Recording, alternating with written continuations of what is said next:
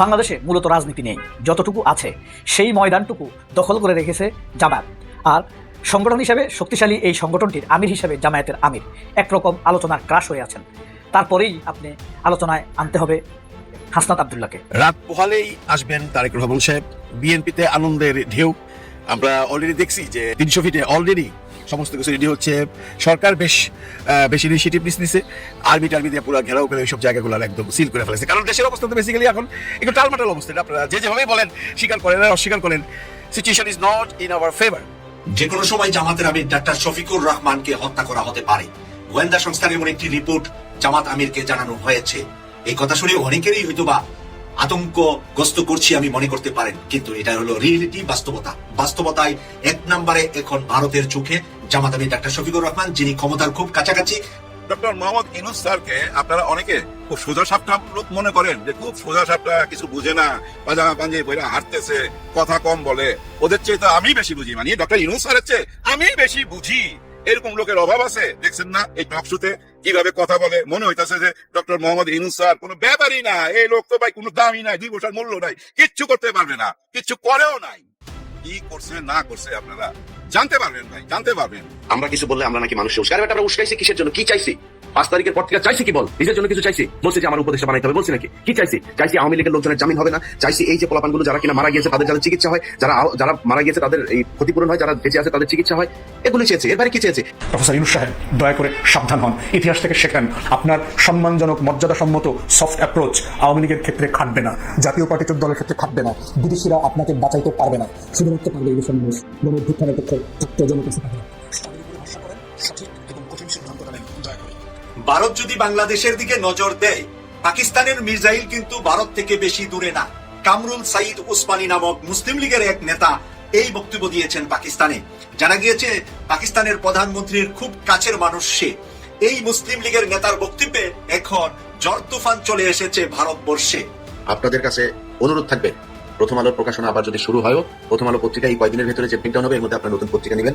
আমার দেশ নেন, অনেক পত্রিকা আছে, প্রথম আলো নেবেন না। প্রথম আলো পত্রিকা থেকে বের হয়ে আসবেন। প্রথম আলো সহ এই বিপ্লব যেই কারণে হয়েছিল, আজকে মানুষকে আপনারা মাঠে নামলে বলেন মব। যে মানুষগুলো মারা গিয়েছে 24 সালে, এই মানুষগুলো মারা যায় নাই, মিথ্যা কথা নাকি? এটা মামলার আসামিরা বাইরে ঘুরে কেন? পেট ভরে গিয়েছে, এটা নিয়ে এরকম কথা বলতে মনে চায় না? পেট ভরে গিয়েছে ভাই। তোমরা কি, তোমরা যে এনসিপির কয়েকজন যে ফাল পারতেছে, তোমরা কি দেওয়া ভাই এই দেশের? তারেক জিয়া বাংলাদেশে আসছেন ভারতের কাছে 3টি প্রতিশ্রুতি দিয়ে। 3টি প্রতিশ্রুতি কি? জামাত ইসলামী সহ অন্যান্য ইসলামী দলগুলিকে জঙ্গি ইস্যু এবং 71 ইস্যুতে তাদেরকে নিশ্চিহ্ন করবেন, আওয়ামী লীগকে পুনঃপ্রতিষ্ঠিত করবেন। দেখেন কতগুলো ঘটনা একদম পাশাপাশি ঘটে গেল। প্রথম হাদির গুলি, তারপরে হাদির সেই খুনি পলাতক হয়ে গেছে ভারতের সাথে প্রবলেম, দেশের মধ্যে প্রবলেম, আবার ওদিক দিয়ে পাকিস্তান ইনভলভ হইতেছে। মানে একটা লেজে গোবরের অবস্থা। এমন অবস্থা হয়েছে যে কোনো সময় যে কোনো জিনিস ঘটতে পারে, কিন্তু আসলে কি ঘটবে? আসলে সার্কাস চলতেছে বাংলাদেশে এখন একটা, যেভাবে আপনারা বোঝান না কেন। দেখেন সরকার আবার স্বরাষ্ট্র মন্ত্রণালয় বদলি করতেছে। আবার আজকে শুনলাম কি বঙ্গভবনে বলা হয়েছে 1-এর অধিক উপদেষ্টাদেরকে শপথ গ্রহণ করানো হবে। তারা ওরা করার কিছু নেই, আপনারা রেডি থাকেন, গানম্যান রেডি থাকবেন। মানে ওইখানে 1-এর অধিক, তার মানে কি আমরা এতদিন ধরে শুনে আসতেছি যে স্বরাষ্ট্রমন্ত্রীকে বা স্বরাষ্ট্র উপদেষ্টাকে চেঞ্জ করা হবে। এবং কালকে একটা নিউজ আসছে, স্বরাষ্ট্র উপদেষ্টা খলিল সাহেব আসতেছে। খলিল সাহেবকে আপনারা চিনেন, খলিল সাহেব আসতেছে। শোনা কথা আর কি, একজনের শপথের কথা বলা হয় না, বঙ্গভবনে বলা হয়েছে 1-এর অধিক শপথ নেওয়া হবে, এরকম প্রজ্ঞাপন জারি করা হয়েছে। আমার দেশে নিউজটা আসছে। তার মানে এই স্বরাষ্ট্র উপদেষ্টাই শুধু নয়, মানে আরো 2-4 জন উপদেষ্টাকে নতুন করে নিয়োগ দেওয়া হবে। ইলেকশনের কয়দিন বাকি। এখন কেন ইউনূস স্যার এটা করতেছেন আমার মাথায় ঢুকতেছে না। তারপরে দেখেন ফখরুল ইসলাম আলমগীর সাহেব, বিএনপির মহাসচিব, উনি আজকে বলতেছেন, বিডি নিউজ 24 দেখলাম যে নির্বাচন কি হবে। এখন একটা দলের প্রধানই তো বলবো, মানে বাংলাদেশে তো সেই প্রধান, কারণ দলের প্রধান তারেক রহমান, কিন্তু বাংলাদেশের সমস্ত কিছু তো উনিই বলেন। উনি যখন বলেন নির্বাচন কি আদৌ হবে, উনি বলতে চাচ্ছেন মানুষ নাকি ভাবে।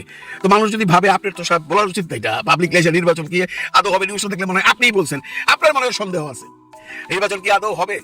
এখন নির্বাচন না হওয়ার জন্য তো আমরা জানি রে ভাই, একটা গ্রুপ আছে তারা চায় না বাংলাদেশে এখন নির্বাচন হোক এবং সহি সালামতে নির্বাচন হোক। যদিও professor doctor Mohammad Yunus sir চায় সুন্দরভাবে একটা ক্রেডিবল ইলেকশন দিতে, কিন্তু বাধাগ্রস্ত তো উনি হচ্ছেন, বিভিন্ন মহল থেকে হচ্ছেন, এর পিছনে ওর পিছনে লেগেই আছে।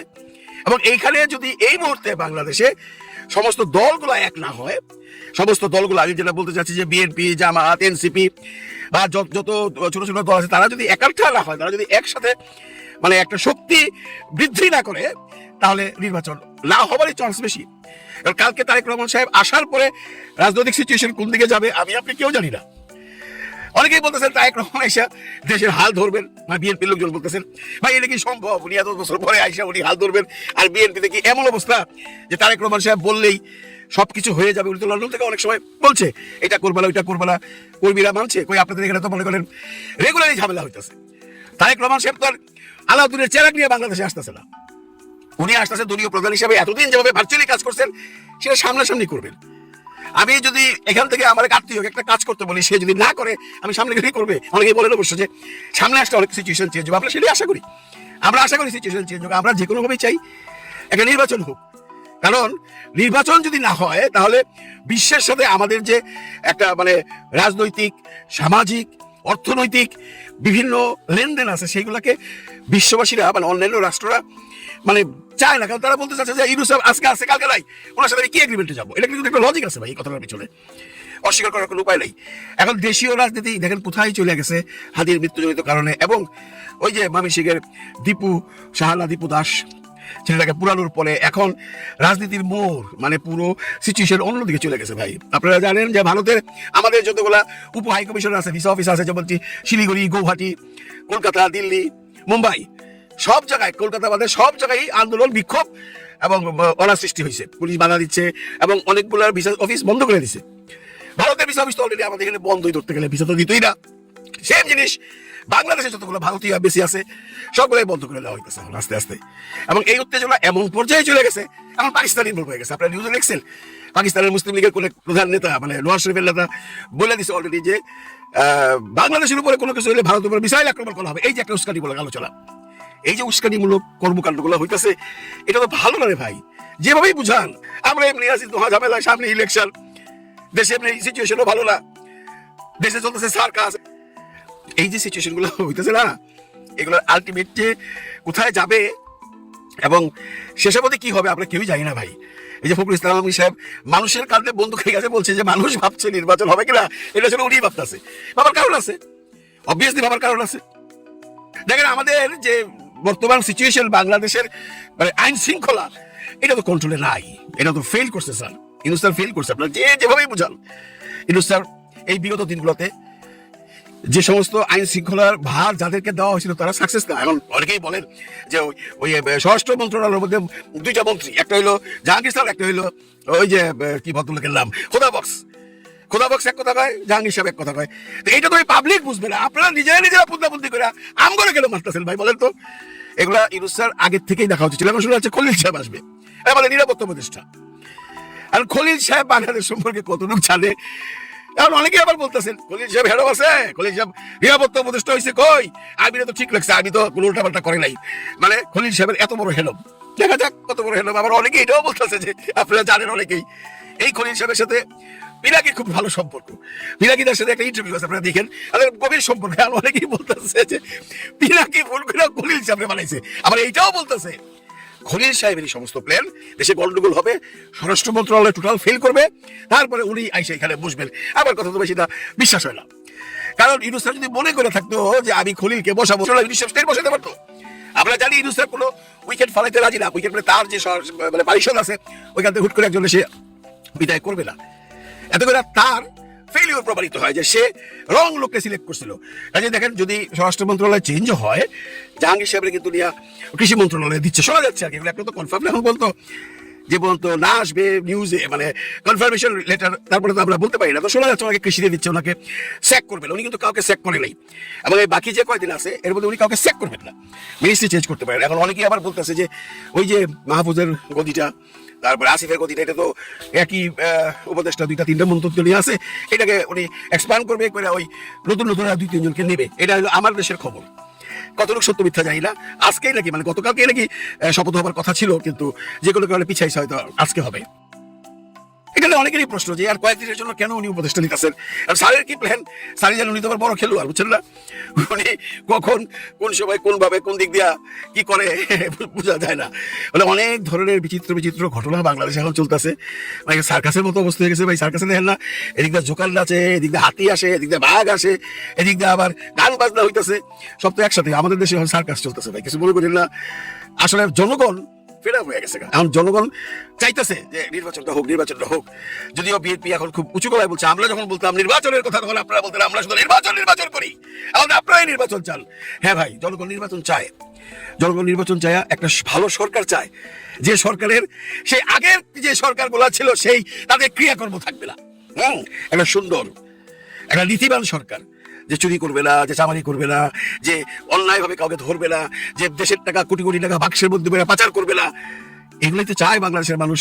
এখন বাংলাদেশের মানুষের একটাই আকাঙ্ক্ষা, তাড়াতাড়ি নির্বাচনটা হয়ে যাক, তারপর আমরা একটা দলকে আনি, যে দলই আসুক, কোন দল আসবে সেটা তো সবাই বলে দেবে, যার পাওয়ার যতটুকু, মানে যার গ্রহণযোগ্য যতটুকু আছে পাবলিকের কাছে সেই তো আসবে। দেখি এখন এই যে অবস্থা, এইটা নিয়ে বেসিক্যালি সিচুয়েশন খুব একটা ভালো না বাংলাদেশের। এটা আপনারা যে যেভাবেই বলেন, আমরা আশাবাদী এই ব্যাড সিচুয়েশন থেকে আমরা উঠে আসবো, এবং ফেব্রুয়ারি মাসে যথাবিহিত টাইমে ইলেকশনটা হবে এই আশা আমরা সবাই করি, আপনারাও করেন। আমরা আল্লাহর কাছে প্রার্থনা করি যে কালো মেঘ বাংলাদেশের আকাশে এখন বিচরণ করছে, এটা যেন তাড়াতাড়ি কেটে যায়। কারণ আমরা ভাই 1.5 বছর আগে একটা বড় যুদ্ধ করে 17 বছরের একটা অপশাসনকে ব্রেক করছি, তারপরে কিন্তু সুখ দেখলাম না এখন পর্যন্ত। আমরা অনেক সুখের আশা করছিলাম, হচ্ছে না কিছুই। এখন বাকিটা হবে ইলেকশনের পরে। কাজে ইলেকশনের ভোটটা আপনি যদি দেখছেন, আপনার এই মূল্যবান ভোটটা এমন জায়গায় দিবেন যেখানে দিলে মানুষ বিশ্বাস রাখতে পারে যে এই সরকার আসলে, আমি যাকে ভোট দিলাম এই সরকার আসলে দেশে একটা পরিবর্তন আসবে। ভালো থাকেন সবাই, ভালো রাখেন সবাইকে। আল্লাহ হাফিজ।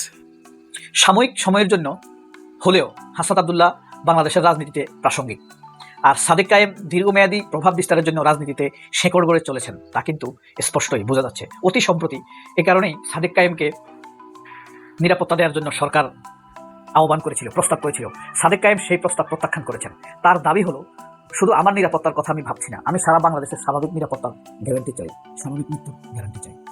একইভাবে আমাদের সম্পাদক মাহমুদুর রহমানকেও নিরাপত্তার জন্য প্রস্তাব করেছে সরকার, কিন্তু তিনিও এই প্রস্তাবটি প্রত্যাখ্যান করেছেন, যেখানে সাধারণ মানুষের নিরাপত্তা অনিশ্চিত, আন্দোলনকারীদের জীবন হুমকির মুখে।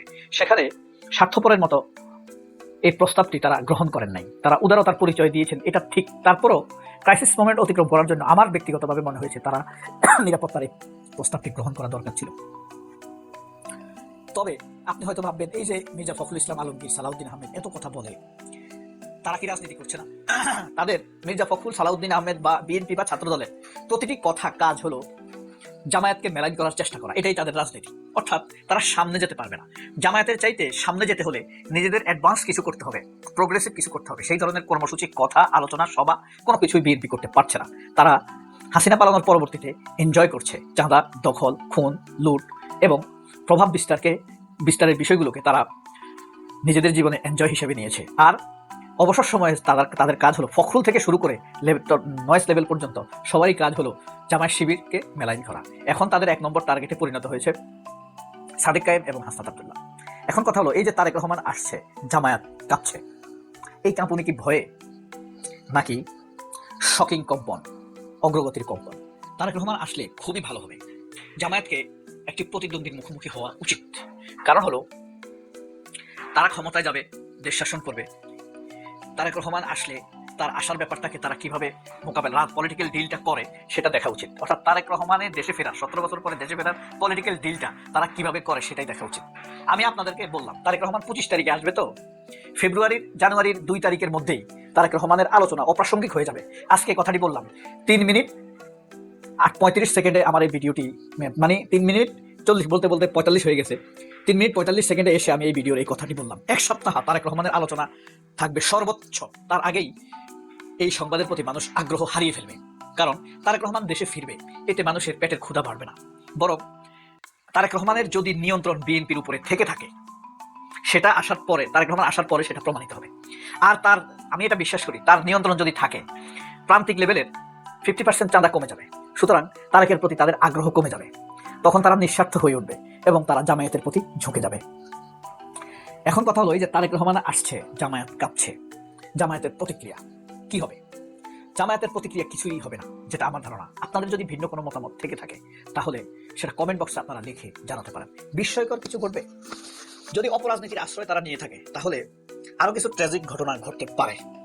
তারেক রহমানকে প্রাসঙ্গিক করে তোলার জন্য এসব ঘটনা ঘটাবে, কিন্তু আড়ালে এসব ঘটনার অন্তরালে তারেক রহমান অপ্রাসঙ্গিক হয়ে উঠবেন। বাংলাদেশের রাজনীতিতে ইতিমধ্যে মির্জা ফখরুল নিন্দিত, শুধু অপ্রাসঙ্গিক নয়, নিন্দিত হয়ে উঠেছেন। এই সময়ের সাথে সাক্ষাৎকার, জামায়াতকে ছোট করে কথা বলা, এনসিপিকে ছোট করে কথা বলা, পাত্তা না দেওয়ার কথা বলা, খালেদা জিয়াকে গুরুত্বহীন করে তোলা, সব একই সুতোয় গাঁথা। আপনি এটাকে এড়িয়ে যেতে পারবেন না আপনি সুচিন্তিতভাবে যদি বিবেচনা করেন। যেমন এক, এনসিপিকে ছোট করা, ওসমান হাদিকে হত্যা করা, জামায়াতকে মেলাইন করা, 24-এর আন্দোলনকে গুরুত্ব না দেওয়া, খালেদা জিয়াকে অপ্রাসঙ্গিক করা, সব কিছু দেখেন এক সিরিয়ালে গাথা। আপনি মিলালে দেখবেন মির্জা ফখরুল বা সালাউদ্দিনেরা কতটা ভারতপন্থী রাজনীতি করছেন। আমি বলতে চাইছি না তারা বিক্রি হয়ে গেছে, ভারতের কাছ থেকে কোটি কোটি টাকা দিচ্ছে, না। তাদের রাজনীতিটাই ভারতপন্থী। তাদের ধারণা ভারতপন্থী রাজনীতি করেই তারা ক্ষমতায় আসবে। আমাদের পাশেই ছোট দেশ, ঘনিষ্ঠ বন্ধু, ছোট প্রতিবেশী, সম্মানিত দেশ নেপাল, মালদ্বীপ দেখেন, এই যে মইজু ক্ষমতার আসার আগে যেভাবে ইন্ডিয়া আউট স্লোগান দিয়ে পুরো ইন্ডিয়ার ব্যাপারটাকে প্যাকেজে নিয়ে এসেছে, বের করে দিয়েছে। এই স্লোগানে মইজু প্রেসিডেন্ট হয়ে গিয়েছেন নেপালের। বাংলাদেশে এরকম একজন স্বচ্ছ নেতা চাই, স্বচ্ছ নেতৃত্ব চাই। আমরা ইসলামিক নেতৃত্ব চাই, এ কথা বলছি না। আমরা চাই সৎ মানবিক নেতৃত্ব, যেটা জামায়াতের আমির ডাক্তার শফিকুর রহমান বলেন। আর সেটা সম্ভব ইসলামিক নেতৃত্ব দ্বারাই। তবে আমাদের মূল লক্ষ্য কি? আল্লাহ সন্তুষ্টি অর্জন। তার জন্য প্রয়োজন কি? সততা, একাগ্রতা, হৃদয়ে তাওহীদকে ধারণ করা এবং এই তাওহীদের মর্যাদা রক্ষা করা।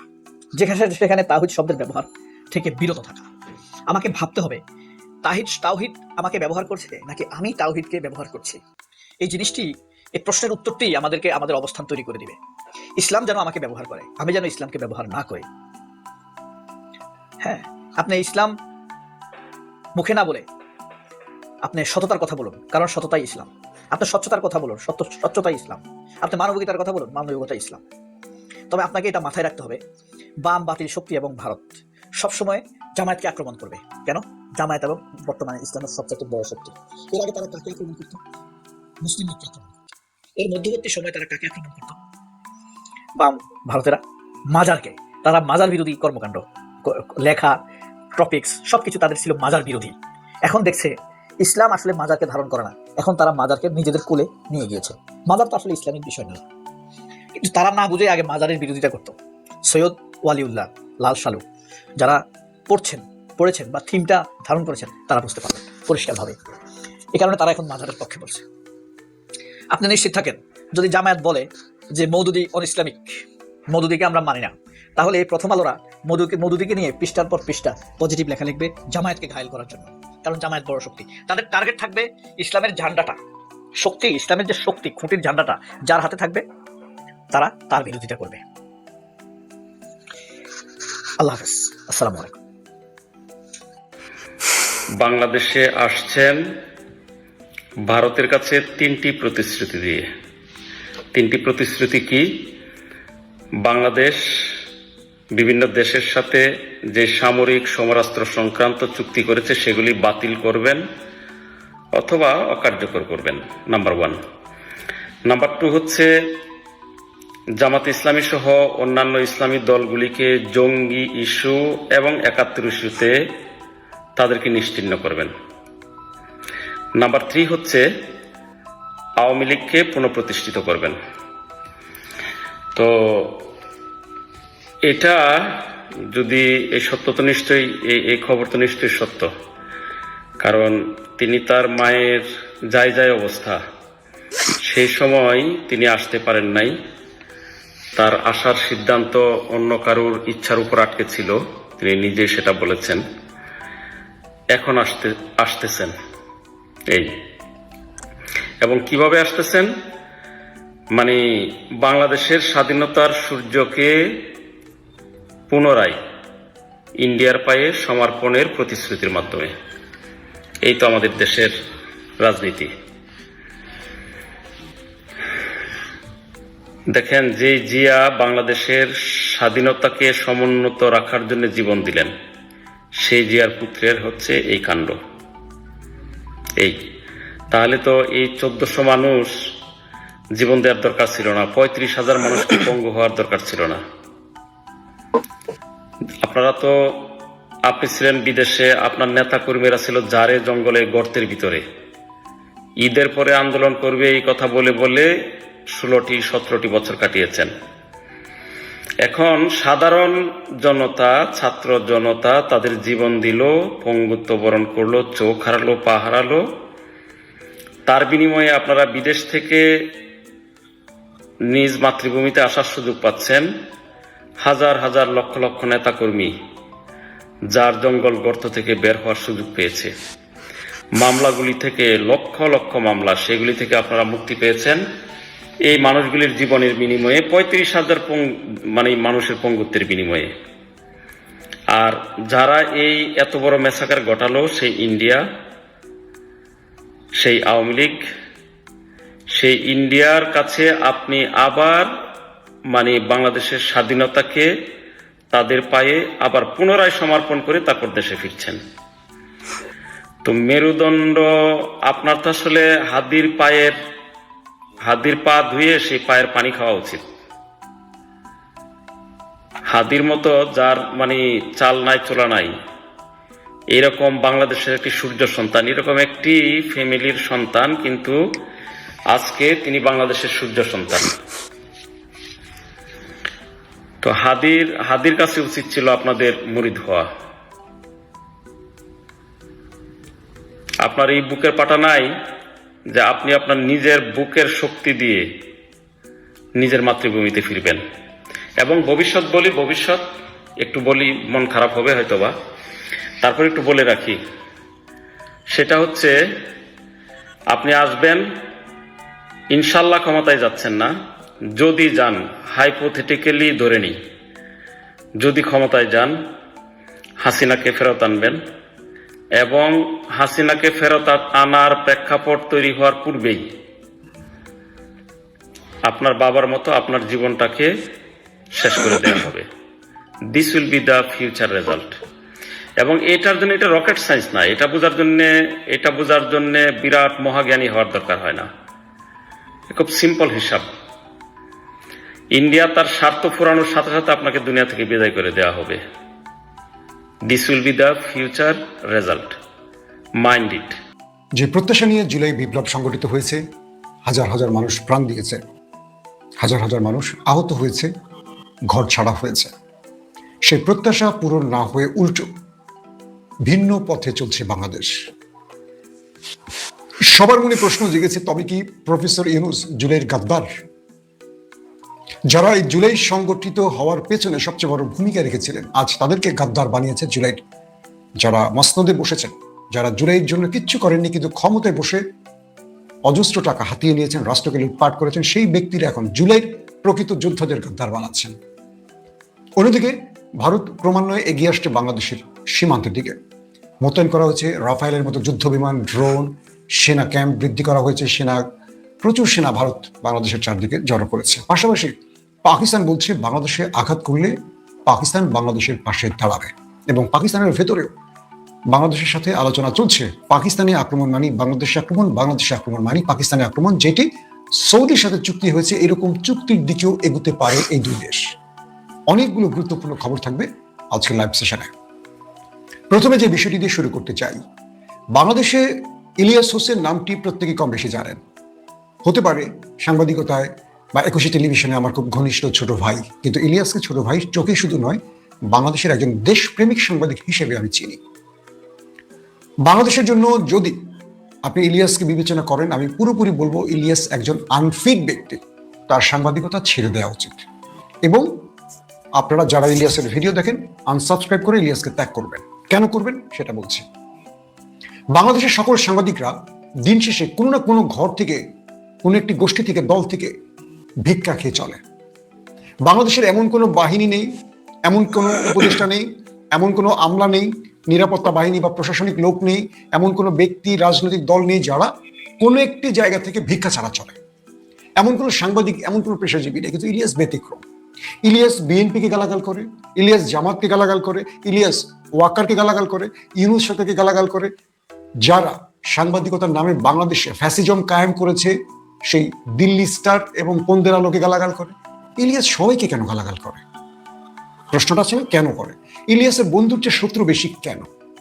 তো সারা বাংলাদেশের মানুষ ইলিয়াসকে বিবেচনা করে একরকম, আমি করবো আরেক রকম। কারণ প্রকৃত দেশপ্রেমিকদের শত্রু বেশি থাকে। ইলিয়াস যেখানে অসঙ্গতি দেখে, যেখানে দেশের বিরুদ্ধের কোনো স্বার্থ উঠে আসে, যেখানে দেশ বিক্রির গন্ধ পায়, রাষ্ট্রকে ধ্বংস করার কোনো সূত্র খুঁজে পায়, ইলিয়াস সেখানেই কথা বলে। তার মানে ইলিয়াসের নিজস্ব কোনো ঘর নেই। না ইলিয়াস বিএনপির, না ইলিয়াস জামাতের, না ইলিয়াস এনসিপি, না ইলিয়াস ইন্টারিম গভর্নমেন্টের। এই জন্য ইলিয়াস এদেশে আনফিট। ধরেন এদেশের সাংবাদিকদের মধ্যে একদল আছে বিএনপি পন্থী, একদল আছে জামাতপন্থী, একদল আছে আওয়ামী লীগ পন্থী। তাই যে বিএনপি পন্থী সে সব দলের দোষ দেখে, বিএনপির দোষ দেখে না। যে জামাতপন্থী সে সব দলের দোষ দেখে, কিন্তু জামাতের দোষ দেখে না। যে আওয়ামী লীগ পন্থী সে সব দলের দোষ দেখে, কিন্তু আওয়ামী লীগের দোষ দেখে না। বিগত 16 বছর দেখেছেন না? 16 বছর কিভাবে প্রধানমন্ত্রীকে তেল দিয়ে ফ্লট বাগিয়েছে সাংবাদিকরা। কিন্তু ইলিয়াস সবাইকে খোঁচাবে, কারণ যখন তার মনে হয় এই ব্যক্তির জন্য, এই দলের জন্য তার দেশ হুমকিতে, তখন তিনি কথা বলেন।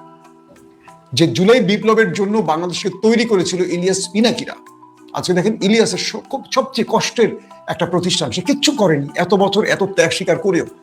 যখন শাহেদ আলমরা বা প্রবাস থেকে অনেকে উড়ে এসে বাংলাদেশ থেকে মোটা অঙ্কের টাকা নিয়ে আবার বিদেশে চলে যায়, ইলিয়াস দেশও আসেনি, 1 টাকা কারো কাছ থেকে নেয়ও নি, কিচ্ছু নেয়নি, এই রাষ্ট্রের থেকে দিয়ে গেছে। অনেক কষ্টে তার ট্যাক্সি চালাবার টাকা হোক বা ইউটিউব চালাবার টাকা হোক, সেই টাকা দিয়ে একটি প্রতিষ্ঠান করছে বাংলা এডিশন। সেই বাংলা এডিশন অবশেষে সরকার বন্ধ করে দিয়েছে। বন্ধ মানে সেটা নিবন্ধন বাতিল করে দিয়েছে। কারটা? ইলিয়াসেরটা। টিকে আছে কাদেরটা? টিকে আছে ফ্যাসিস্টদের শত টেলিভিশন পত্রিকা, সব টিকে আছে, কিন্তু ইলিয়াসেরটা বন্ধ হয়েছে। যে ইলিয়াস ফ্যাসিজমের বিরুদ্ধে সবচেয়ে বেশি সোচ্চার ছিল। যখন কেউ ভয় কথা বলতো না, তখন ইলিয়াস কথা বলতো। আজকে তো অনেকেই কথা বলে, ওই সময় কেউ বলেনি। দেখেন আজকে ইলিয়াসের উপর প্রথম কোপটি আসছে। জুলাইয়ের বিপ্লবের যারা প্রথম সারির যোদ্ধা, তাদের অবস্থা দেখেন। আমাদের জুলাইকে বিক্রি করে দিয়েছে কে? এনসিপির ওই ব্যক্তিরা, যাদেরকে কেউ চিনত না। তারা মনে করছে আমাদের ডাকে যেহেতু জুলাই বিপ্লব হয়েছে, তাহলে আমরা কেন পকেট ভরবো না। আসিফ, নাহিদ, হ্যাঁ আমাদের মাহফুজ, পকেট ভরে তারা জুলাইকে বিক্রি করে দিয়েছে। তারা কখনো প্রথম আলোর কাছে যায়, কখনো অমুক দলের কাছে যায়, আবার রাত শেষে, দিন শেষে বিএনপিকে গালাগাল করে, জামাতকে গালাগাল করে, আবার জামাতের কাছে যায়, বিএনপির কাছে যায়। 20টা আসন দেন, 17টা আসন দেন, 15টা দেন, 10টা দেন। যখন কেউ দেয় না, আবার গালাগাল শুরু করে। এই এনসিপি পুরো জুলাইটাকে কুক্ষিগত করে বিক্রি করে দিয়েছে। তাই মানুষ তাদেরকে ছুঁড়ে ফেলে দিয়েছে। ইলিয়াস তার যে গণমাধ্যমটি তৈরি করেছিল বাংলা এডিশন, ইলিয়াস কি বাংলা এডিশনের নাকি বাংলা এডিশন ইলিয়াসের? বাংলা এডিশন কজন দেখেন কম বেশি আপনারা জানেন। কিন্তু প্রশ্ন হলো, এই নিবন্ধনটি বাতিল করে সরকার কি মেসেজ দিল জুলাই বিপ্লবীদের? যে এই রাষ্ট্র এখনো স্বাধীন হয়নি, এই রাষ্ট্র এখনো দিল্লির প্রেসক্রিপশনে চলবে। প্রফেসর ইউনূস যত বেশি বলেন বা তাকে নিয়ে আমরা যত ফুলিয়ে ফাঁপিয়ে কথা বলি না কেন, তিনি দিল্লির কাছে মাথা বিক্রি করে দিয়েছেন। আপনাদেরকে সত্য কয়টা কথা বলবো আজকে। যে উপদেষ্টা মন্ডলী দেখছেন আপনারা, এটা নিয়ে আমার প্রথম দিকের ভিডিও দেখলে বুঝবেন। এই উপদেষ্টা মন্ডলীর প্রায়, আবার বলি পার্সেন্টেজ আকারে যদি বলি, 90% উপদেষ্টা প্রথম আলোর চয়েস। পুলিশের বড় বড় রদ বদলগুলো প্রথম আলোর। কে কোথায় বসবে, কোন সচিব কোথায় বসবে, সব ঠিক করে দেয় প্রথম আলো। কারণ রাষ্ট্রের সর্বোচ্চ লেভেল পর্যন্ত আমাদের দৌড় আছে, আমরা জানি তো কে কালকে কোন পদে বসবে, 2 দিন আগে কিন্তু আমরা জানি। প্রথম আলো ঠিক করে দেন বাণিজ্য মন্ত্রী কে হবেন, প্রথম আলো ঠিক করে দেন অর্থমন্ত্রী কে হবেন, মানে অর্থ সচিব কে হবেন, প্রথম আলো ঠিক করে দেয় স্বরাষ্ট্র সচিব কে হবে, এবং ম্যাক্সিমাম লোকগুলো প্রথম আলোর ঘরের লোক। তার মানে জুলাইতে রক্ত দিল ছাত্র জনতা। আর ফ্যাসিজমের বা দিল্লির, আমরা বলছি কি দিল্লি না ঢাকা, সেই দিল্লির অন্যতম হেডকোয়ার্টার বাংলাদেশের, ঢাকার যে হেডকোয়ার্টার, সেই হেডকোয়ার্টার ঠিক করে জুলাই বিপ্লবের পর যে রাষ্ট্র তৈরি হবে, সেই রাষ্ট্রে কে কোথায় বসবে। কত বড় হতবাগা জাতি আমরা। বাংলাদেশে 2013-তে নয়াদিগন্তে হামলা হলো, আগুন দেওয়া হলো, হামলা হলো আমার দেশে, বন্ধ হলো আমার প্রিয় প্রতিষ্ঠান চ্যানেল 1, লুটপাট করে নিয়ে গেছে, বন্ধ হলো দিগন্ত টেলিভিশন, বন্ধ হলো ইসলামিক টেলিভিশন, কত গণমাধ্যম বন্ধ হয়ে গেছে, কত সাংবাদিক জেলে গেল, মাহমুদুর রহমানকে রক্তাক্ত করা হলো, আবুল আসাদকে পেটানো হলো, দাড়ি ধরে টানানো হলো, একটি গণমাধ্যম কথা হলো না, বললো না। আজকে প্রথম আলো আর ডেইলি স্টারে বিক্ষুব্ধ জনতা যখন হাদি মারা গেল, কাদের হাতে হাদি মারা গেল, হাদি কাদের বিরুদ্ধে কথা বললো, দিল্লির বিরুদ্ধে বলতো, দিল্লির বিরুদ্ধে কথা বলে হাদির প্রাণ চলে গেল। মানুষ খেপে, দিল্লির এই দেশের একমাত্র এজেন্ট না, একাধিক এজেন্টের পাওয়ারফুল এজেন্ট কারা, ওই গোষ্ঠীটা ডেইলি স্টার প্রথম আলো। মানুষ বিক্ষুব্ধ হয়ে হামলা করলো। কাজ ভাঙলো, কিছু জায়গায় আগুন ধরালো। একজন হাদির জীবনের চেয়ে কি প্রথম আলোর ভবন, ইট, সিমেন্ট, গ্লাসের মূল্য বেশি? দেখেন, প্রথম আলোর যারা হামলা করেছে বা যারা সেখানে উপস্থিত ছিল, বিক্ষোভ করে গেছে, তাদের খুঁজে খুঁজে পুলিশ গ্রেপ্তার করছে, খুঁজে খুঁজে। অনেকে যায় নাই, কিন্তু এই উছিলায় দিল্লি ধরে দিচ্ছে লিস্ট, অমুক অমুকে গ্রেপ্তার করেন। ধরেন আমি ঢাকাতেই ছিলাম না, এখন দিল্লি বলবে মাসুম তো আমাদের বিরুদ্ধে কথা বলে, মাসুমের নামটা ঢুকাই দিবে, দৌড় দিয়ে র্যাব পুলিশ এসে ধরে নিয়ে যাবে।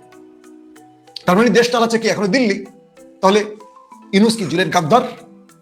সূত্র মিলছে। আচ্ছা, হাদির যে খুনি প্রকাশ্যে রাজধানীতে গুলি করে রাজধানী থেকে ভারত যেতে হলে সীমান্ত কত দূর? যারা প্রথম আলোতে হামলা করছে বা হামলার সময় উপস্থিত ছিল, সেই অন্ধকারের ভিডিও ফুটেজ ধরে ধরে তাদের আমাদের আইন শৃঙ্খলা বাহিনী গ্রেপ্তার করছে। প্রকাশ্যে দিনে দুপুরে সিসি ক্যামেরার ফুটেজ দেখে